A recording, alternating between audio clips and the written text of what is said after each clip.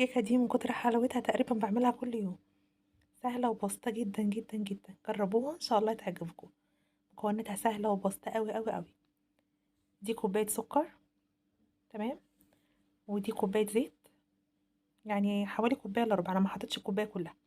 وتلاتة بيض، يعني كوباية سكر وكوباية الا ربع زيت وتلاتة بيض وكوباية لبن.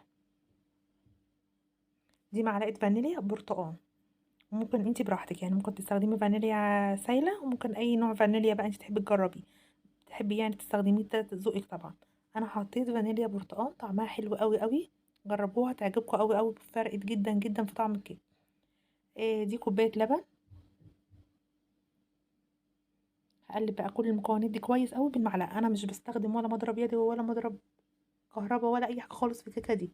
سهله وبسيطه جدا جدا جدا، من اسهل الكيكات وانجح الكيكات اللي انا بحب اعملها. تمام. كوبايتين دقيق بقى، احط عليهم معلقه بيكنج باودر، معلقه واحده بس. يعني مش شرط ان الكيكه تنجح انك نحط بيكنج باودر كتير، مش شرط خالص، يعني ممكن بيكنج باودر نزود الكيكه تهبط مني، فلازم نحط مقدار محدد جدا جدا. يعني طبعا كوبايتين دقيق عليهم معلقه مش كبيره كمان، يعني مش هرميه، معلقه ممسوحه. طبعا الدقيق ده انا نخلته 3 مرات، لازم ندخل الدقيق كتير. ده من علامات نجاح الكيكه برضو، ان احنا ننخله كويس اوي. تمام، نزلت بنص الدقيق وهقلب بقى كده كويس، وهنزل بالجزء التاني واقلب برضو.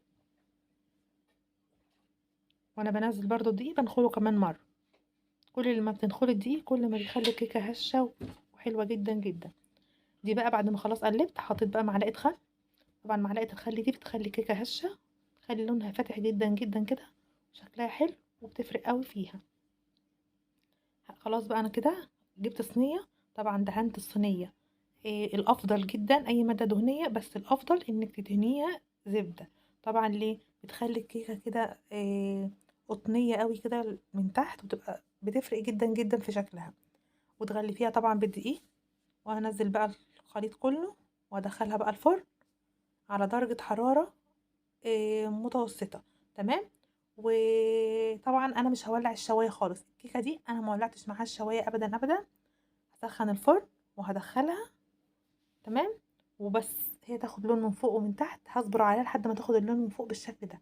بتفرق قوي قوي قوي قوي لما بتعملي كده، غير لما بتولعي الشوايه وتستعجلي عليها تطلع بالشكل اللي انت شايفاه ده. جربيها ان شاء الله هتعجبكم قوي، وسهله جدا جدا جدا. الكيكه دي بقى جميله قوي للفطار، ممكن تعمليها للعشاء، حلوه قوي مع كوبايه شاي كده، حاجه تحفه. جربوها ان شاء الله تعجبكم. ما تنسوش بقى تعملوا لايك وتشتركوا في القناه عشان يوصلكم كل جديد. لو عجبكم الكيكه جربوها ان شاء الله تعجبكم، وقولوا رايكم في التعليقات. السلام عليكم ورحمه الله وبركاته.